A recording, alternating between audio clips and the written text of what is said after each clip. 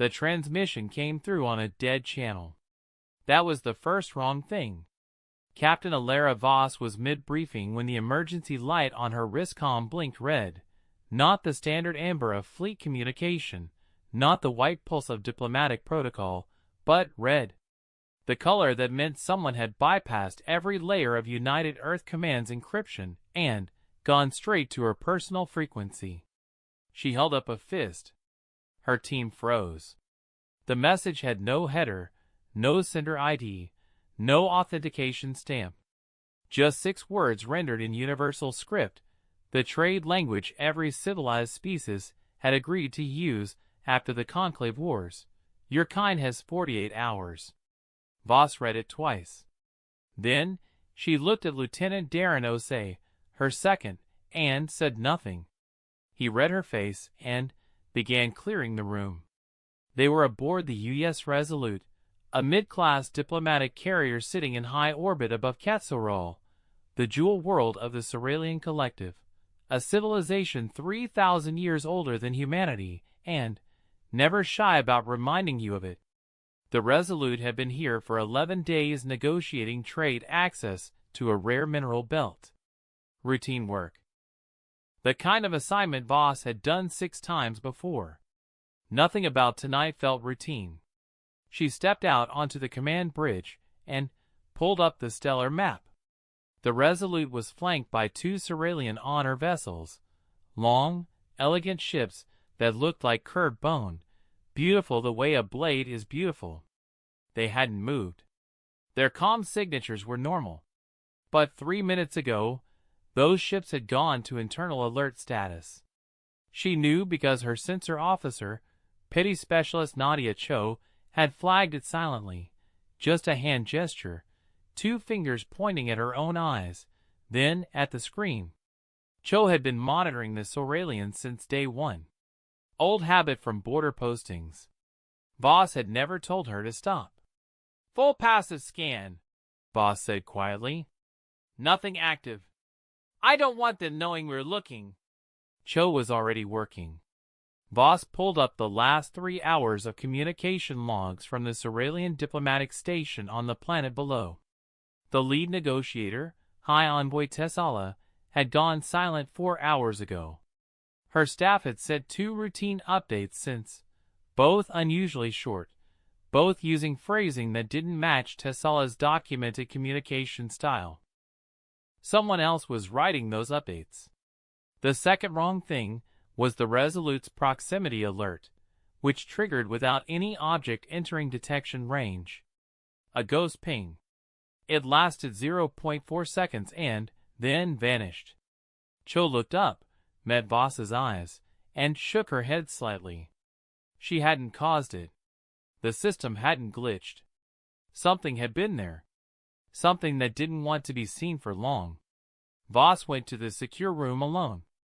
The secure room was a 6 by 6 meter chamber in the center of the ship, insulated against all signal leakage, with a single terminal and a single chair. She sat down, pulled on the interface gloves, and opened a direct line to Earth Command, Priority Black, the channel reserved for incidents that couldn't be named in open records. Admiral Yuan answered in 40 seconds. She was in full dress uniform despite it being 0300 hours on the capital station. That told Voss everything. "You received the transmission," Yuan said. 6 words. Dead channel. No sender. Yuan was quiet for 3 seconds. "We received the same message on 4 separate fleet frequencies simultaneously, 18 minutes ago. Different wording, same meaning." The source is the Cerealian Royal Station, the private orbital platform belonging to Princess Alara Keth. Voss didn't react outwardly. Inwardly, she felt the floor tilt slightly. Princess Alara Keth was the only surviving child of Queen Vareth Keth, the absolute sovereign of the Cerealian Collective. The princess was 17 years old by human reckoning, famously volatile, and politically untouchable. Nobody corrected her. Nobody refused her. Nobody even looked at her without careful calculation. What does she want? Voss asked. She wants a champion, Ewan said. She's invoked the right of Sorol, an ancient Cerealian tradition in which a challenging party names a grievance and demands it be settled through single combat. She's naming humanity as the challenging party. We didn't challenge anyone. She says we did. Apparently one of your crew spoke to her directly 3 days ago during the trade reception, without being addressed first. Voss went still. She knew exactly who had done that. Corporal James Hale, 22 years old, 3 months out of the academy. He'd been assigned to the reception as part of her security detail and had, she remembered now, she'd seen it from across the room, turned and responded to what he thought was a question directed at him. He hadn't known it was the princess. He hadn't known she was speaking to her attendant. He had simply answered what sounded like a question with a polite 2-sentence reply. Under Cerealian law, that was a formal breach of royal protocol. Under the right of Sorol, it was grounds for challenge. If we refuse? Voss asked, though she already knew. The collective withdraws all trade negotiations, closes the mineral belt, and files a formal grievance with the conclave that will take 11 years to resolve. 6 allied species follow their lead. The economic impact alone, I understand, Voss said. What are the terms? Ewan's expression shifted. Something careful moved behind her eyes. That's the second problem, she said. The terms aren't being set by the princess. Queen Vareth Keth herself has intervened. She's setting the terms personally. The silence that followed lasted exactly 4 seconds. Give me a line to the queen, Voss said. The queen's transmission arrived not as a call but as a formal declaration, rendered in the oldest dialect of Cerealian script, translated by the Resolute's linguistic AI into stiff but precise universal. Voss read it standing up. The terms were this. Humanity would provide 1 champion. The Cerealian collective would provide theirs. The match would take place in 36 hours in the Sorol Arena on the planet's surface, a venue that had not been used in 200 years. No weapons would be used except the body itself. No augmentation, no stimulants, no exo-assistance. The combat would end when 1 champion could not rise. If humanity's champion fell, the right was satisfied and the breach forgiven, but humanity would accept a permanent secondary status in all future trade agreements with the collective, and would publicly acknowledge the superiority of Cerealian law in all diplomatic zones. If humanity's champion won, the right was satisfied and the breach forgiven, with full parity restored and a formal acknowledgement from the crown that humanity had met the Sorol standard. There was a footnote at the bottom of the declaration, added in a smaller script that the AI flagged as the Queen's personal hand. I did not sanction my daughter's challenge, but I am bound to honor it. Choose your champion carefully, Captain. I will be watching not the outcome but the choice. Voss read that line 4 times. She folded the translation, set it on the terminal, and sat for a long moment with her hands flat on the desk. Then she stood, walked out of the secure room, and went to find Corporal James Hale. He was in the lower bay doing equipment inventory. Alone. That was typical. Hale was the kind of person who volunteered for tasks nobody else wanted, who showed up early and stayed late and never made it look like he expected credit for either. She'd noticed him for exactly that reason. He snapped to attention the moment she appeared. At ease, she said. Sit down. He sat on a crate. She remained standing. 3 days ago at the reception, you responded to Princess Alara Ket directly. His face didn't change, but his eyes did. Quick recognition, then a careful settling. Yes, Captain. I didn't know it was her at the time. She was standing near the ambassador's aide and she said. He paused. I thought she was asking about the mineral survey data. I answered the question. What did you say? He was quiet for a moment. I said the survey data was incomplete but promising. That humans tend to find opportunity in incomplete data. He looked at her steadily. Then, her attendant stepped between us and I understood my mistake. Voss studied him. 22 years old. Clean record. Reflexes rated in the top 8th percentile at the academy. No disciplinary flags.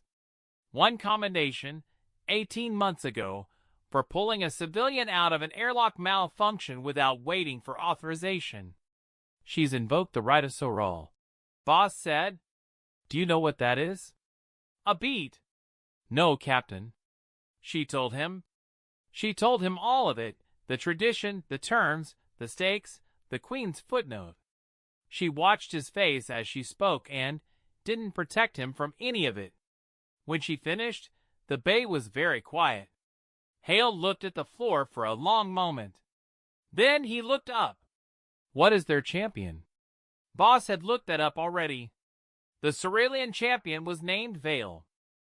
He was the oldest active member of the Royal Guard, 40 years of service, decorated in 6 formal conflicts, standing at nearly 2.5 meters tall with a dense musculature common to Cerealians who trained at high gravity. He had entered 43 formal trials in his career. He had never lost. Big, Voss said simply. Hale nodded once. Bigger than me. Significantly. He was quiet again. Then, you came to tell me personally. Yes. Because it's my fault. Because you deserve to know the truth of what you're walking into before I ask you anything. He looked at her with something that wasn't fear and wasn't bravado. It was steadier than both. Are you going to ask me, Captain? She held his gaze. I'm asking. He stood up slowly, squared his shoulders, and said, Yes. The Resolute received formal confirmation from the Royal Station within the hour. Humanity's champion was registered. The arena would open at local dawn in 34 hours. Voss spent 12 of those hours doing 3 things simultaneously. She worked the diplomatic channel, sending careful messages to Admiral Ewan, to the conclave observer assigned to the sector, and to 2 allied species whose own trade relationships with the collective gave them a quiet interest in the outcome. She didn't ask for intervention. She asked for witnesses. There was a difference, and the Queen would know it. She reviewed every piece of available footage of Vale in formal trial. 12 recordings, ranging from 40 years ago to 8 months past. She watched them all twice, then had Cho watch them and pull independent notes. She was looking for patterns, not statistics. Vale was disciplined, economical, and patient, the kind of fighter who let opponents exhaust themselves in the first minutes and then ended things quickly. He favored his left side for offensive strikes, but led with his right in defensive posture. He had a slight delay, less than half a second, before responding to a strike aimed at his lower right flank. Half a second was nothing against most opponents. Against a human with Hale's reflexes, it was everything. She gave Hale her notes without softening them. This isn't a strategy, she said. It's an observation. You decide what to do with it. He read them quietly in the mess hall while eating a bowl of cold noodles. Then he folded the notes, put them in his front pocket, and kept eating. The third thing she did was harder. She wrote a letter. Not in the official log. Not in any channel that would be recorded. She wrote it by hand on a physical notepad from her personal kit, the kind of old habit some officers still kept, a relic of a generation that didn't trust everything to data. The letter was addressed to Corporal James Hale, and it began with the words, "If you don't come back from that arena, I want you to know that what happened 3 days ago was not your fault." She wrote 3 paragraphs. Then she folded it and put it in her jacket pocket and told herself she would only give it to someone else if she had to. She did not sleep. At local dawn, the Resolute's shuttle descended through clouds the color of dark amber, through a sky that smelled, when the hatch opened, like rain and iron. The Soral Arena was carved from a single piece of volcanic rock at the edge of the city, circular and open to the sky, with walls that rose 40 meters and could seat 100,000. Today it was not full.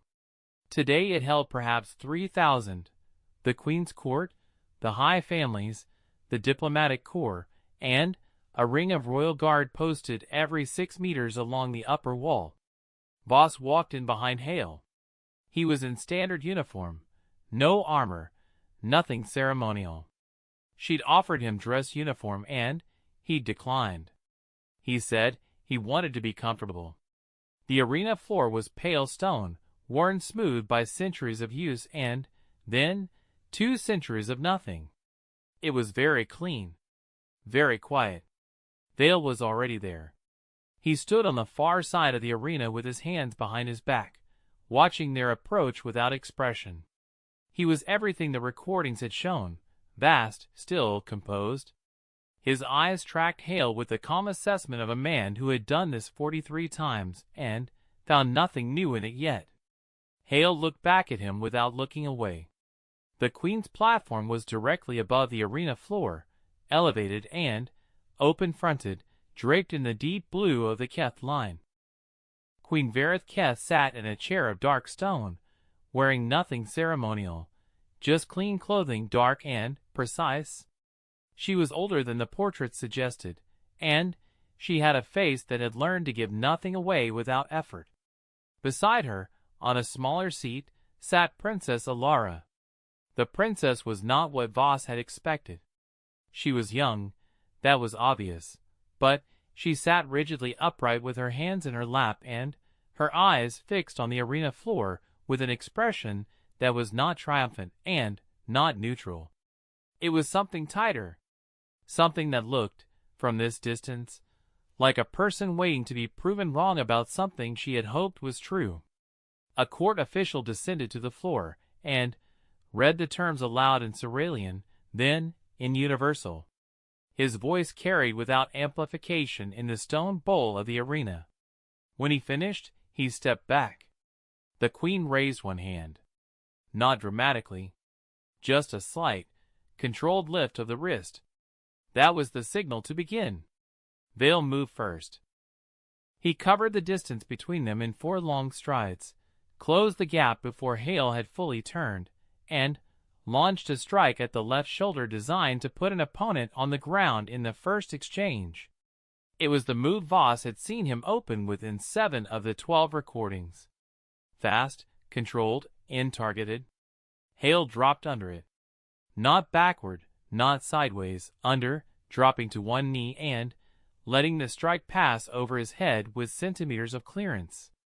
Then he was back up before Vale could reset, moving right, keeping close, giving the bigger man no room to wind up for a second strike of the same power.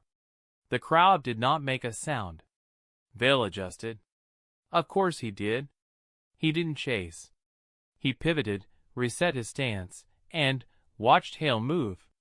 He was recalibrating. Hale was faster than expected, and Vale was a man who had survived 43 trials precisely because he never wasted energy on a pattern that wasn't working. The next 3 minutes were a study in patience. Vale tried 4 more attacks.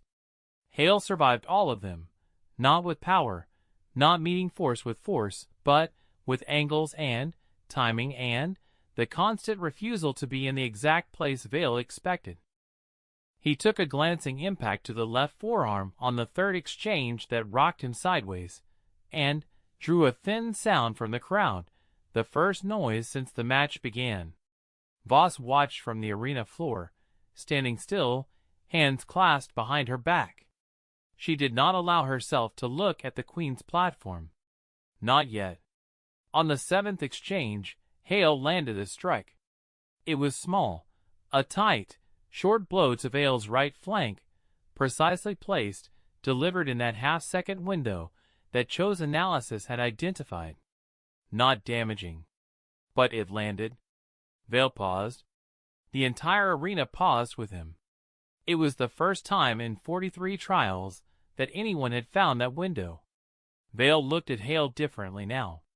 The neutral assessment in his eyes shifted into something deeper. Not anger, not alarm. Recognition. The kind that one disciplined practitioner extends to another upon discovering they have been seen truly. He settled into a new stance. More careful. More respectful. And harder. The next exchange was the most dangerous thing Voss had ever watched a human being survive. Vale came forward with controlled precision, leading with the right side he'd been protecting, sacrificing that window as bait to draw Hale into an overcommitment. It nearly worked. Hale moved toward the opening and caught the follow-through, a body blow from Vale's left that had the full weight of a 2.5-meter trained combatant behind it. The impact threw Hale 2 meters across the floor. He hit the stone and did not get up immediately. Voss did not move. She did not breathe. The count in Cerealian law gave a fallen combatant 30 seconds before the match was called. The court official began to count aloud, each word measured and distinct. At 5 seconds, Hale was on his hands and knees. At 12 seconds, he was on 1 foot. At 19 seconds, he was standing. He was not uninjured. The way he held his left side said very clearly that something had cracked or shifted. His breathing was visibly controlled, the kind a person uses when pain is present and has to be managed actively rather than felt fully. He looked across the arena at Vale. Vale looked back. Neither of them moved for a long moment.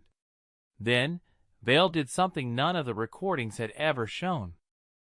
He lowered his head, not deeply, not in submission, but in a short, precise motion that in Cerealian formal culture carried a specific meaning.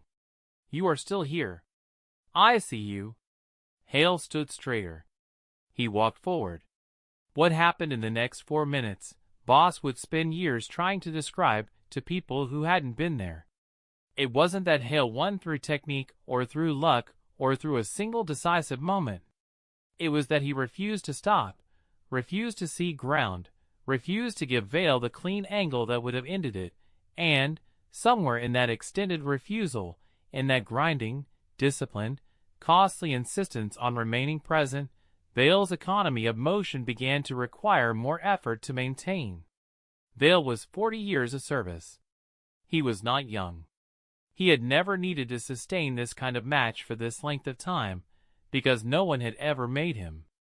In the 14th minute, Vale's right side slowed by a fraction. Hale saw it. He moved into the window, not with the short strike he'd landed before, but, fully committed, driving forward with everything left in his body, directing it precisely where 40 years of training had built the single architectural weakness that only unrelenting pressure could expose. Vale went down on one knee. He held there. Held. The count began. At 20 seconds, he tried to stand. At 29, he could not. At 30, the court official's voice rang out across the stone bowl of the Sorrel Arena, and, for one long moment, the silence that followed was so complete that Voss could hear her own heartbeat. Then, the Queen stood. Not the crowd. Not the court. The Queen, alone, rising from her stone chair with the measured certainty of a person who had decided something before the match ended and was now enacting that decision. Voss looked at her for the first time. Vareth Keth looked back, not at Hale, not at Vale, but directly at Voss, with an expression that held nothing performative in it, nothing political. It was the look of a woman measuring another woman and finding the measurement complete. She spoke 2 words in Cerealian. The translation came through Voss's earpiece a breath later. Well chosen. Vale rose, slowly, with effort, but rose, and crossed the arena floor toward Hale. He stopped in front of the young corporal, and looked down at him for a moment. Then he placed one large hand briefly on Hale's uninjured shoulder. The gesture meant nothing in human custom, In Cerealian custom, it meant, "You have earned standing in my sight." Hale looked up at the older warrior and gave a single quiet nod. Voss reached into her jacket pocket. She felt the folded letter there. She kept her hand around it for a moment, then let it go. She did not look at the princess until the very end, and, when she did, she found Alara Keth watching Hale with an expression that had finally settled into something honest. The tightness was gone. What remained was younger, more unguarded, and entirely unguarded. The face of someone who had built a challenge out of wounded pride and received in return not humiliation, not triumph over her, but something she had no category for yet. A human who had been knocked to the stone of her ancient arena and had stood back up and kept going until the last second of the last minute of a fight he had no business surviving. On the shuttle back, Hale sat beside Voss and said nothing for a long time. Finally, quietly he said, "Did I do all right, Captain?" She looked at him. The careful way he was breathing, the hand pressed against his ribs, the dried blood at his lip, the eyes that were still clear and steady. "You did," she said. He nodded once, leaned his head back against the bulkhead, and closed his eyes. The shuttle broke through the amber clouds and rose toward the Resolute, and, below them, the Soral Arena sat quiet in its ancient stone, holding the memory of what had just happened the way old places hold things, not in record, not in data, but in the particular silence that follows when something unexpected and permanent has occurred. 2/2